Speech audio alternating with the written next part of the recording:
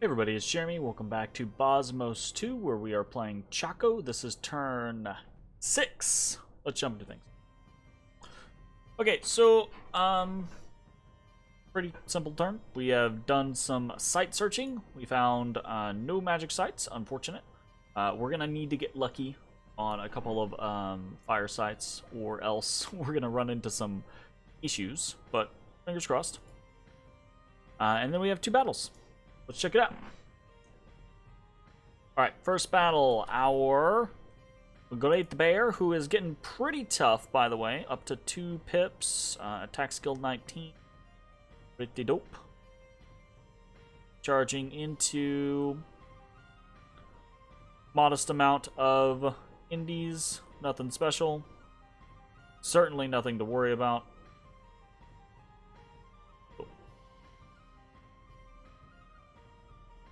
Not quite to that 3 pip mark, it seems.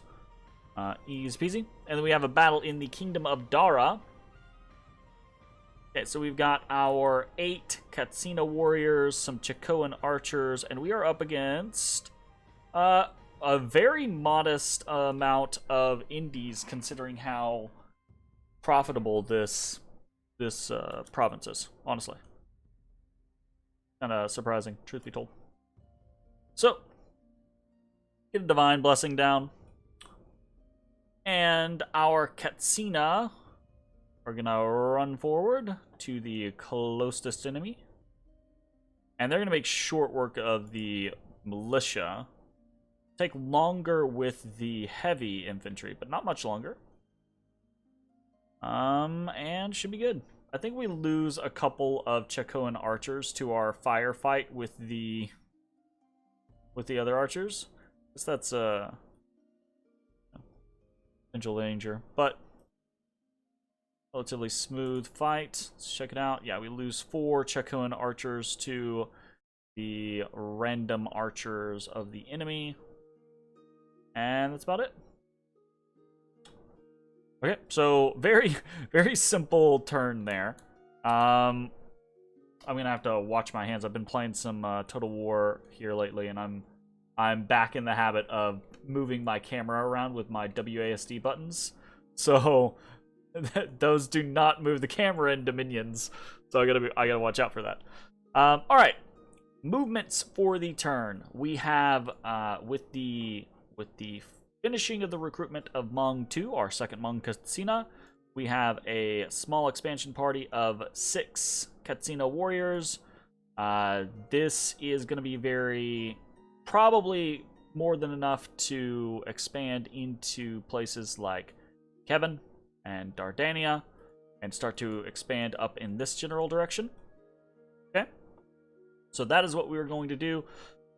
We've got 3, it's turn 6. We will have 3 expansion parties, which means we have 1, 2, 3, 4, 5, 6, 7, 8, 9 provinces on turn 6. If all goes well, we will have 12 provinces on turn 7. Very good direction for us to be going. Very happy with that. What is up? Okay, so we're attacking into Kiban. Doesn't look like there's anything too terribly interesting here. Militias, heavy infantry, archers, easy. That should be more than acceptable. We're attacking from Kingdom of Dara into Woven Plain. There are heavy cav here, to the point to where I think I'm actually not going to put it on hold and attack closest. I think I'm going to swap over to attack enemy cavalry. Hopefully that will work out for the best. We are sending Sun 1 kind of chasing after this army. Sun 1's going to go to the Kingdom of Dara and site search there. So I should probably head over to these mountains instead, but make it to a mountain in a single turn? Not quite. Not quite. We're still going to go this way, because we're probably going to use Sun 1 to put up a temple and a lab up here in Woven Plain, etc. So, attacking into Kevin, attacking into Woven Plain, and very greedily attacking into Hesperia with our god. Ooh, I forgot about this. Put up province defense, my bad.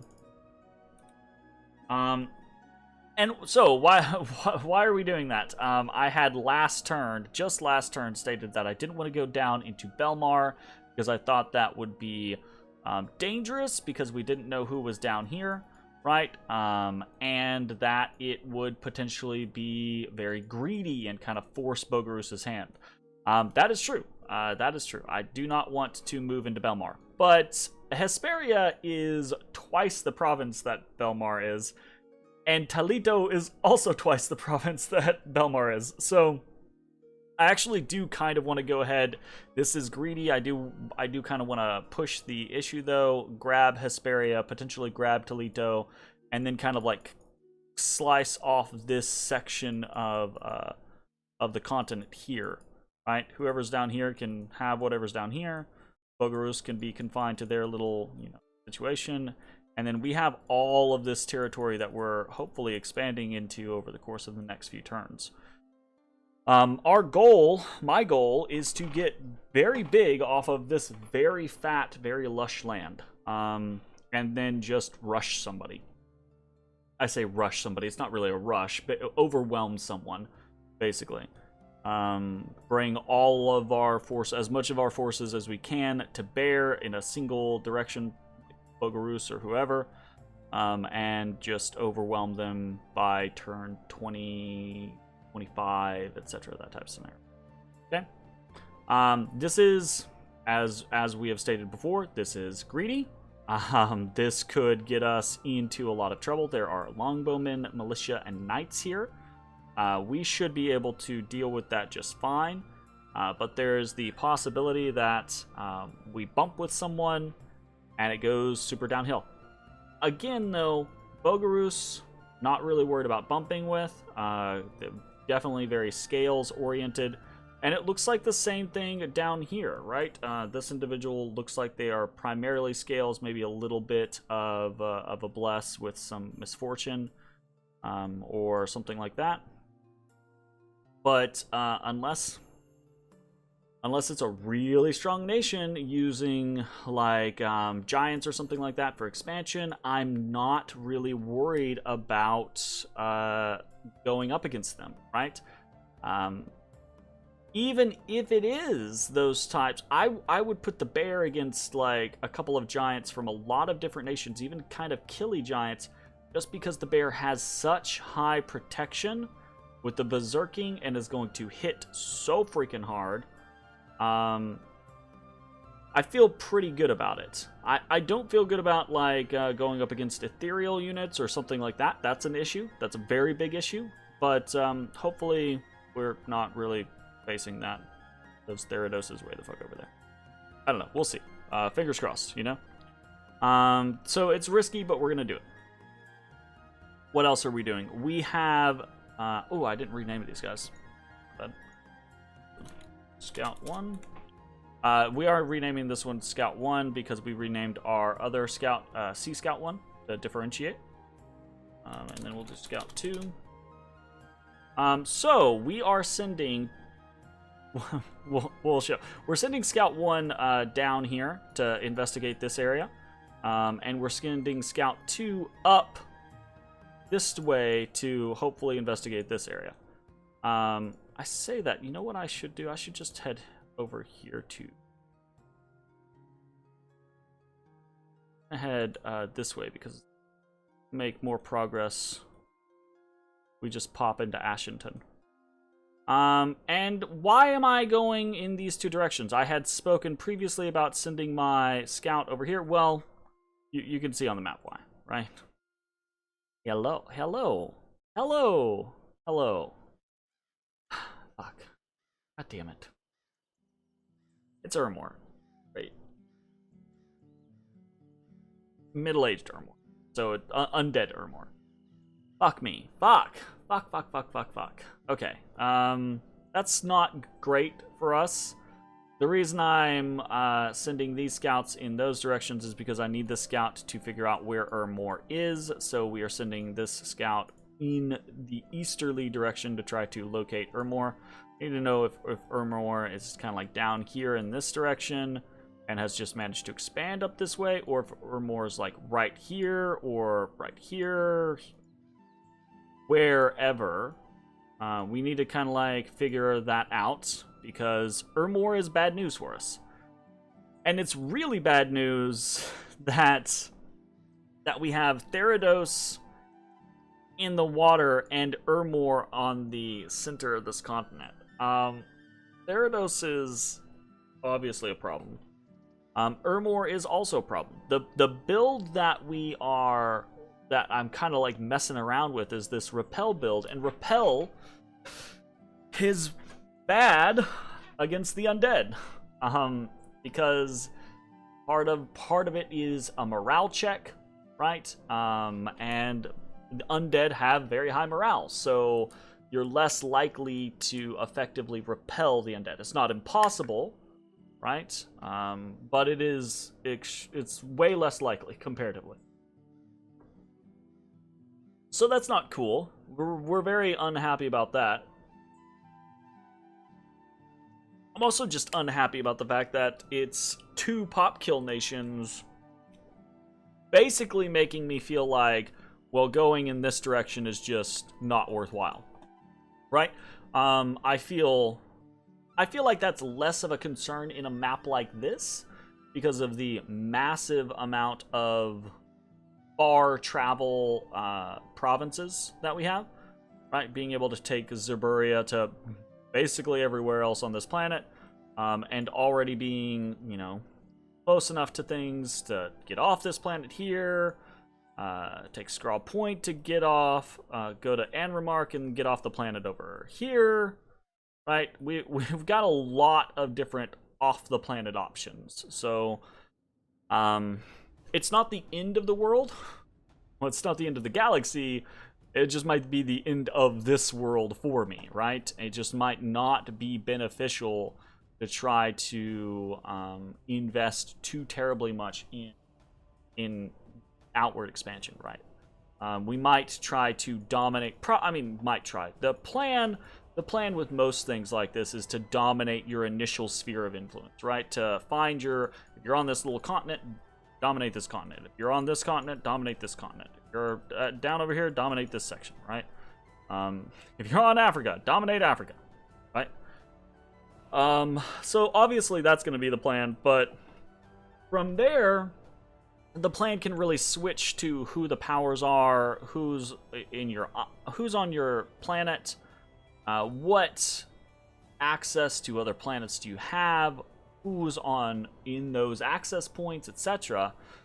And with Therados being a power in the water here, and middle-aged Ermor being a power here, we do have the pop kill, not pop kill, the land rejuvenation mod. I can't remember the name of it. But it works, and it's better than nothing. Absolutely better than nothing. But it still doesn't make war with someone like Ermor an appetizing prospect. Especially since, right, our Wuyas, which I really want to do something with, are death power -1. So we basically only want to be using Wuyas in growth 3, right? For the like repel build. Otherwise, you know, we'll just use them as priest 3s basically. But yeah, so this is an unfortunate situation. I think my goal is probably going to be to get up to like Erisea or something like that. You know, and then kind of hold, like put a fort down in Umador or Erisea and just be like, look, this is the wall. You stay over there, I stay over here, type scenario. But I don't know that that's going to work out very well. We're going to have to see how it goes. Other than that, we haven't really gained a lot of information on individuals, on proximity. We haven't really discovered any more provinces or anything like that compared to where we were previously. And I think that's pretty much it. We've got a lot of little extra money. We're waiting, right? We want to be putting up palisades as soon as we get the opportunity, right? So if things go well this turn, diving into Hesperia, right? Then we will probably turn around and do something like we hit Hesperia, it's turn 7, we recruit someone, hit Toledo, it's turn 8, we're putting down a palisade, etc., right? And we're probably going to do that for a couple of locations. Probably try to do that on Woven Plain, probably try to do that on Hesperia, probably try to do that on Dardania or Smacia, though that's going to be just a little bit afterwards. And that's our initial plan. Recruitment-wise, we're getting a Povosqua this turn. I wanted to go ahead and jump on the idea of getting a Wuya, which was doable. But I need to get... One, I actually need to get some freaking research going, because it is turn 6, and I have done 0 research. This is going to be not a good research game for me, but we knew that. We knew that going in. That we were going to have very bad research. We have a base of 7 research on our Chaco and Star Priest. We're going to have 4 research on these. It's going to be... and same on the Sun Priests. The Povosquas are even worse until we, vision quest them. Which we're not going to do a vision quest for a billion Povosquas because, unfortunately, it's not as good as it should be, and it should be buffed. Just throw that out there. We are going to do it because it's still useful for some things, but not as good as it should be. Anyways, I think that's pretty much it. Mercenaries are like this. I considered trying to spend some money for Melkorkas, but we don't really need the mercs right now. I don't really feel. We need the money in order to translate that into infrastructure in order to press our expansion advantage. I think. Who knows? Hall of Fame. There is another Lemurian individual in here. And we have the first of the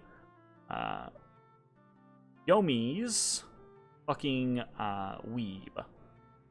Onishugo. So this is just an Onishugo. That's not a Dioni, so that is at least okay.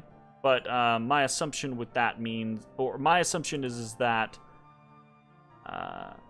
whoever is playing Yomi is definitely dealing with a decently heavy bless. To be trolling around with the Onishugo. I think that's mostly it, honestly. We're continuing to recruit scouts in Zox in Nidian Range. We can also get scouts here in Kingdom of Dara. And that is pretty much that. I don't think I've got anything else. We haven't stumbled on any super cool indies or garnered any particular information other than what we have already discussed. So I think that's probably going to be it for the turn. I'm a little clouded, by the way. It's super late. I've had a really rough weekend, so sorry I'm not extremely engaging in this particular moment. But expansion's going well. Nothing untoward or surprising. Hopefully we don't get fucked here. Should be good. I think actually, really the way it's looking right now is we're looking really, really lucky.